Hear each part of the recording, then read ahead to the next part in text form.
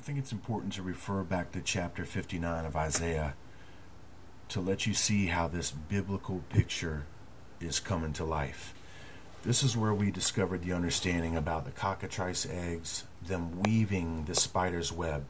Of course, the warning that was taking place, and then the conditions that they've created in order to eventually rise this being right here. Of course, the viper, we know that this is all now genetically connected, and it's connected to these 4 dimensions of which they're trying to bring this being into.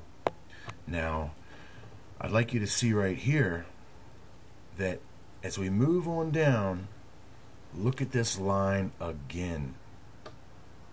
We grope for the wall like the blind, and we grope as if we had no eyes. We stumble at noonday as in the night. We are in desolate places as dead men. Okay. That is the full biblical manifestation of what you were looking at right there.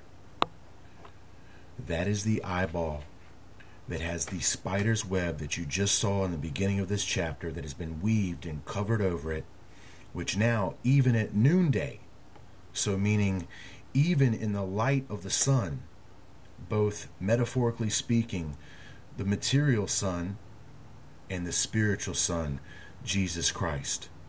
They can't actually darken the sun himself, so they have to do the next best thing.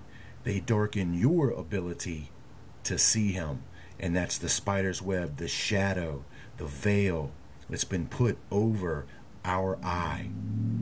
And of course, at the same time, it's already over their eye.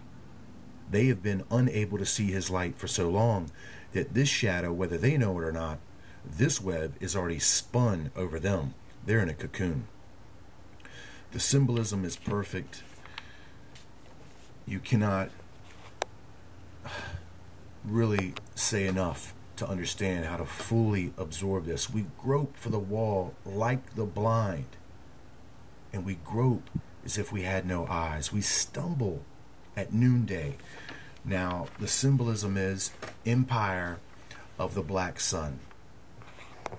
Empire of the black sun. Of course, the symbolism is that they are darkening the light of the sun. As I said, you got to see this both ways. They can't darken the sun, the spiritual sun, the creator sun, Jesus Christ. So they have darkened your ability to see his truth. And my friends, that's exactly the fullness of it. So now, there's more that we could look at here, but what I want to do is I want to come back to Ezekiel chapter 19. And this is going to give us some strong information that's just going to be a refresher for what we talked about here. Now, we wanted to know what this ecclesiastical Babylon was. And we said that this ecclesiastical Babylon here, this Trinity, unholy Trinity, is being represented by Ishtar, Isis.